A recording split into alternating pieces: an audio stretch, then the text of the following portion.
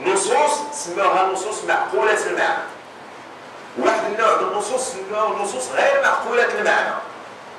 وهذا مزيان الإشارة لهذه المسألة باش ما نعتبروش بأن كل النصوص ممكن أن تكون موضوعا للقياس.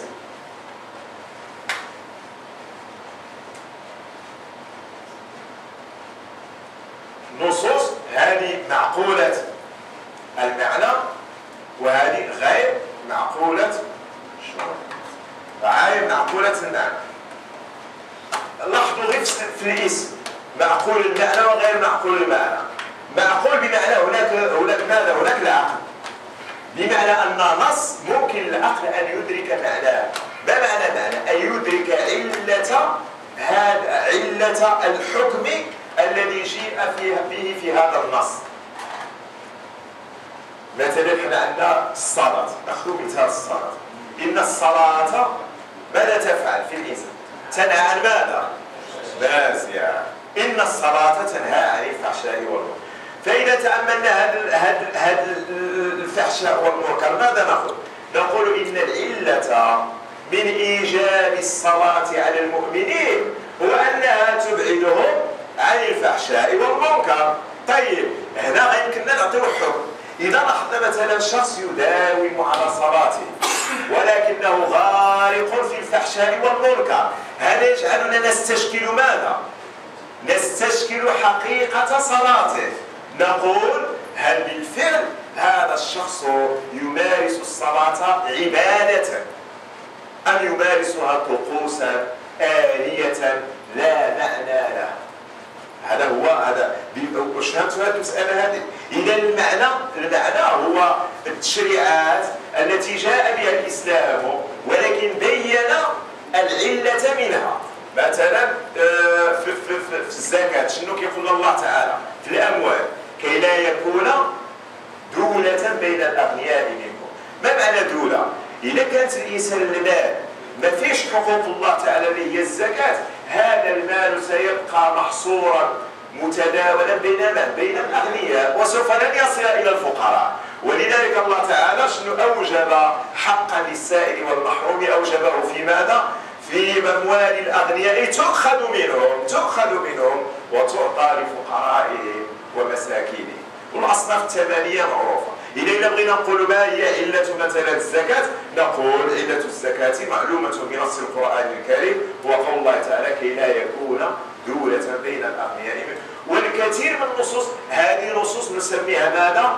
نصوص معقولة المعنى، بمعنى أن العقل بالإمكان أن يدرك المعاني التي انطوت عليها هذه النصوص، وتكون هذه المعاني هي العلل وهي الحكم التي من أجلها شرع الله تعالى هذه الأحكام. نصوص أخرى شنو سماها العلماء؟ قالوا هذه النصوص غير معقولة المعنى. كيف غير معقولة المعنى؟ نعطيو مثال بسيط. دابا حنا جبنا مثال الصلاة، وشنو قلنا الصلاة؟ إن الصلاة تنهى عن الفحشاء والمنكر. طيب دابا غادي ندوزو للصلاة كتكبيرات الإحرام. حنا كنقولوا الله أكبر. واحد العالم، واحد الشيخ ديالنا في كلية أصول الدين، واحد النهار ما كيبغيوش الشيوخ عادة ما كيبغيوش يتقدموا لهذا واحد الطالب خلاه هو يصلي به. هذاك الطالب عمل هذه باب الإشارة عند الله أكبر، وهذاك الشيخ عمل لا قالنا لا، خص تكبيرة الإحرام ينبغي أن يظهر الإنسان بأنه قد ترك الدنيا وراءه، وينبغي أن تكون تكبيرة الإحرام من وراء الكل وليس من هنا وليس من هنا. قال تسكت بيا في الحركة ديالك بأنك تركت الدنيا وتوجهت إلى خالقك بكليتك. فكان غير هذه الحركة بقى ولكن احنا إذا جينا للأصل غادي نقولوا تكبيرة الإحرام. مثلا وجود ركعتين في الصبح وأربع ركعات في الظهر وأربع ركعات في العصر وثلاث في المغرب وأربع. هل ممكن أن نعلم؟ هل ممكن أن نقول إن الله تعالى فرض علينا ركعتين في الصبح للعلة الفلانية؟ هذه لا يمكن. لذلك الصلاة كصلاة في معناها العام لها علة.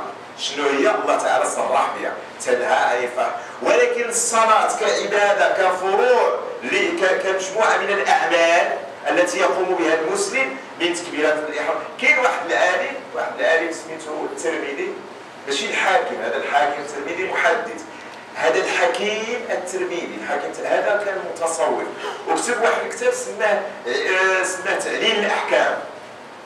كتب كتابا سماه تعليل الأحكام وكتب فيه كل ما يتعلق بالعبادات، حتى تكبيرة الإحرام لها علة، والركوع له علة، والسجود له علة، بناء على أنه.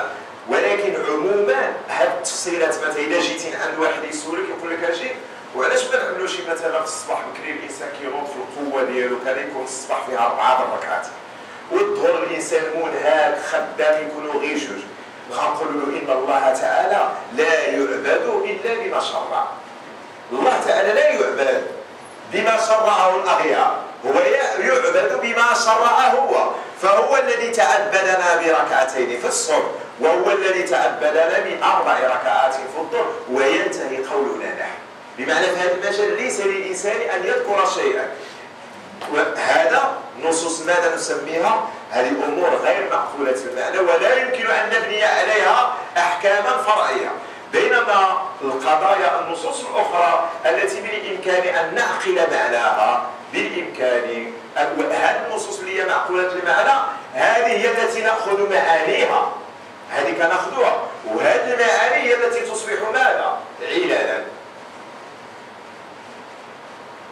وجهنا هذه المسألة، هذه المعاني النصوص هي اللي يمكن نحولها إلى علل، وبالتالي كنقدروا نقولوا أن هذه إلا في هذا الحكم علته هي هذه المسألة، ولذلك بالإمكان أن نجعل هذه العلة إذا وجدت في الفرع ممكن أن نأخذ حكم الأصل ونضيفه أو ننزله على هذا الفرع.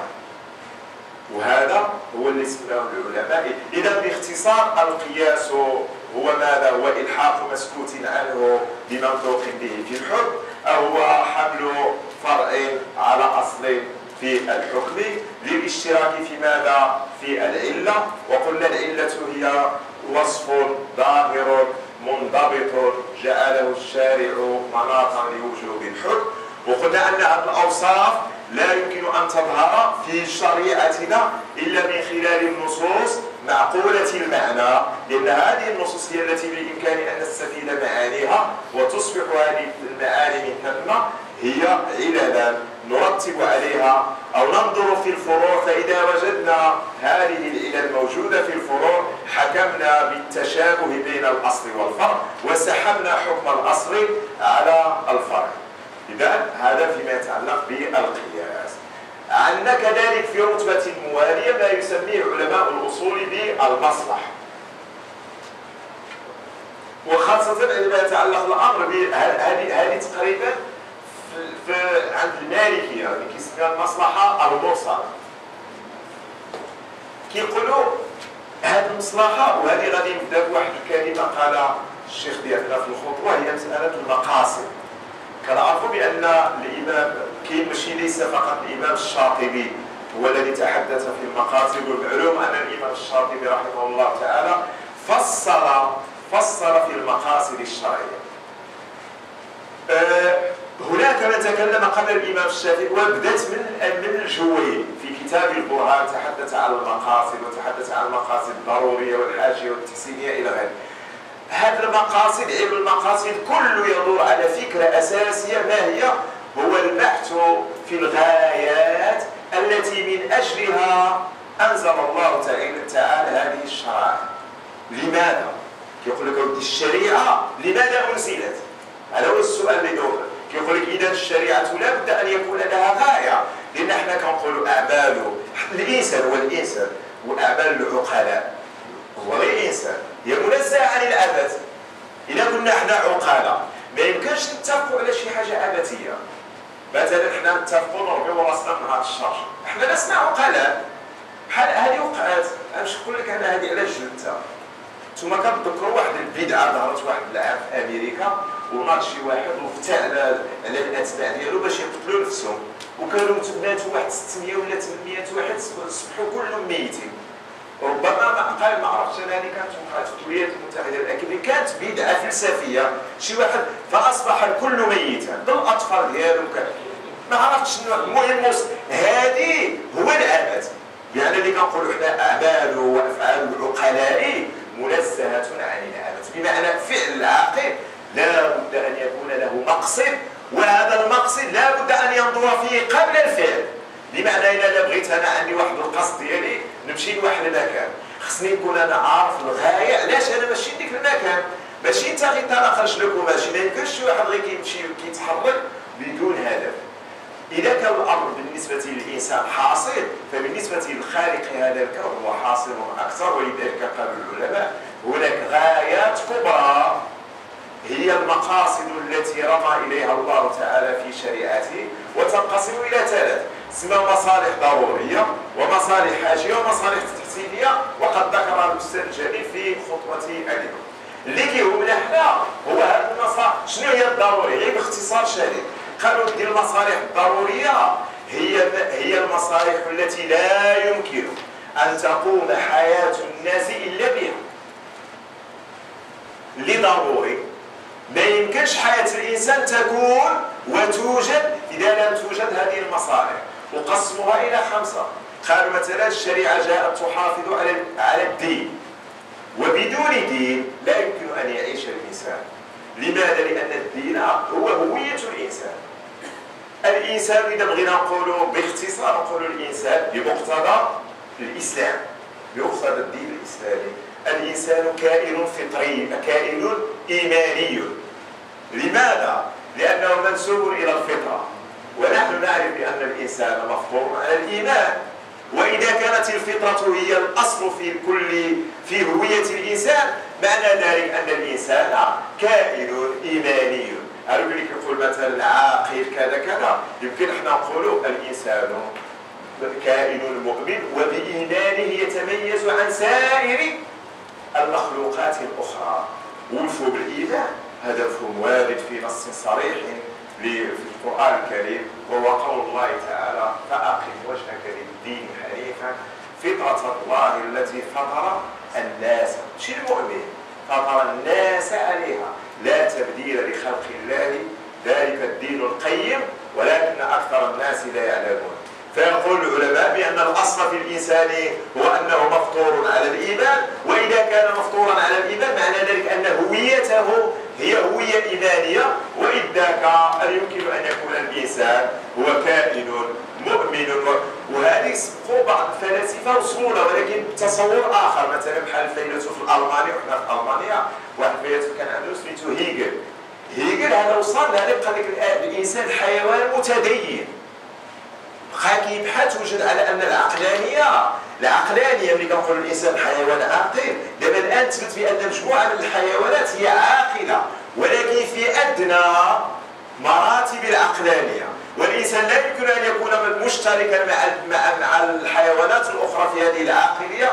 شنو قالوا؟ قال اذا هناك شيء اخر. شنو هو التدين والتخلق، وهذا هو الذي يميز الإنسان حقيقة عن سائر الكائنات الأخرى، لأن الحيوانات الأخرى لا تعرف ما معنى التخلق ولا تعرف معنى. طبعا إذا بقينا مفهوم التسبيح بالمعنى العام، كل شيء في هذا الكون يسبح لله تعالى، ولكن التدين بالمعنى اللي كنعرفوا هذا الخضوع بطريقة معينة إلى غير ذلك، هذه مسألة تبقى خصيصة إنسانية. المصالح إذا قالوا الدين ثم الإنسان. قالوا من المقاصد السامية للشريعة أنها جاءت تحافظ على الإنسان، بمعنى ما يمكنش نوجدوا في المجتمع قوانين تفضي في نهاية المطاف إلى إفناء الإنسان. هذه لا يمكن أن تكون في الشرائع قوانين في نهاية الأمر تفضي إلى القضاء على الإنسان. طبعا القضاء على الإنسان كاين عندنا تونس، عندنا الشيخ طاهر بن عاشور عنده التفاتة جميلة جدا، لأن احنا في العلوم الشرعية ديالنا العلماء ديالنا الأقدام عندما تحدثوا في هذا الموضوع المحافظة على الإنسان شنو كانوا كيتكلموا؟ كانوا كياخذوا الآية القرآنية التالية وقول الله تعالى: ولكم في القصاص حياة يا أولي الألباب لعلكم تعقلون، وكانوا كياخذوها وكيقولوا ودي الله تعالى جعل أسبابا لاستمرار الحياة بإيجاد العقوبة على القتل، بمعنى أن إذا قتل الإنسان إنسانا آخر فالعقاب ماذا يكون؟ هو القصاص من القاتل. طبعا إذا كان القتل ما نسميه في لغة الشرع عمدا عدوانا، ما يكونش خطأ ما يكونش كذا. إذا كان قتلا عمدا عدوانا بمعنى اللي كنقولوا في لغة القانون السبق الإصرار والترصد، هنا كتكون القصاص. طيب كيقول لك علاه؟ كيقولوا بدي السبب هو أن الله تعالى لما أوجب معاقبة القاتل بالاقتصاص منه معنى ذلك أنه سيخلق أسبابا للحياة الآمنة في المستقبل. في المستقبل الناس سيخشون من قتل بعضهم البعض لأن القاتل يقتل. الإمام طاهر معصوش كيرد على الناس بحال هذو، كيقول إن ما قاله علماؤنا هو استدراك بعد فوات. بمعنى ما معنى استدراك بعد فوات؟ الأول هو أن هناك شخص قتل، والثاني هو أننا نقتل من؟ نقتل القاتل، بمعنى أن هناك شخصين قد قتلا والحياة جاءت بعد ماذا؟ بعد أن هلك اثنان أو أكثر. كيقول لك لا يمكن أن تكون العلة فقط موقوفة على هذا المعنى. شنو كيزيد؟ كيقول الدين المفهوم الحفاظ على النفس في التصور الإسلامي هو المحافظة على الأنفس من انتشار الأمراض المعدية المهلكة للإنسان. فالاجتهاد في اختراع الأدوية والكشف عن سبب انتشار هذه الأمراض ومعالجتها هو السبب الذي ينبغي أن يكون العلة للمحافظة على الإنسان، وليس فقط قتل القاتل، لأن هذا القتل الثاني هو استدراك بعد فواته. وكانت التفاتة جميلة جدا وسعت من هذا المعنى الذي هو المحافظة على النفس. وقالوا كذلك في المصلحة التي يقصدها الخالق سبحانه هي مصلحة ثالثة. شنو هي؟ قالوا هي المحافظة على المال. شنو المحافظة على المال؟ قال المحافظة على المال هو أن الإسلام أعطى للإنسان فرصة الانتشار في الأرض لكسب رزقه، ولكنه قنن طرق كسب المال حتى لا يختلط الحلال بالحرام ويكون الإنسان عارفا بطرق الكسب وطرق الإنفاق. ليس فقط الكسب ولكن الكسب ينبغي أن يكون حلالا طاهرا والإنفاق ينبغي أن يكون كذلك. وهذا الأمر هذا محافظ الله تعالى على أموال الناس، وزادوا كذلك المحافظة على العقل والمحافظة على النسل. هذه المصالح كاين فيها المحافظة على العقل. باش نذكر كذلك الشيخ طاهر بن عاشور عنده واحد الإضافة كذلك أن المحافظة ماذا قال العلماء؟ قالوا المحافظة على العقل لكي يحافظ الإسلام على عقول الناس شرع العقوبة على شرب الخمر، لأن عندما يشرب الإنسان الخمر طبعا هذا يذهب عقله، وإذا ما ذهب عقله طبعا قد يقترف من المنكرات والفواحش والجنايات ما لا يحد ولا يحصى. إذا في هذا الأمر الله تعالى في تحريمك الشيخ طاهر بن عاشور ماذا يضيف؟ يقول لك ودي العقل خصنا أولا نبحث على أسباب نموه وارتقائه، وارتقاء العقل ونموه لا يمكن أن يكون فقط بإيجاب العقوبة على شارب الخمر، ولكن يجب أن يكون بنشر التعليم وجعله ضرورة في المجتمع، حتى إذا تعلم الناس كلهم نمت عقولهم وتفتحت واستطاعوا أن يصلحوا حال هذه الأمة في العاجل والآجل. أنا أعتقد أن نقف إن شاء الله في هذا الحد، ولعل الأستاذ شيخان إن شاء الله سيقدم إن شاء الله موعظة في كاين شي موعظة أستاذ؟ لا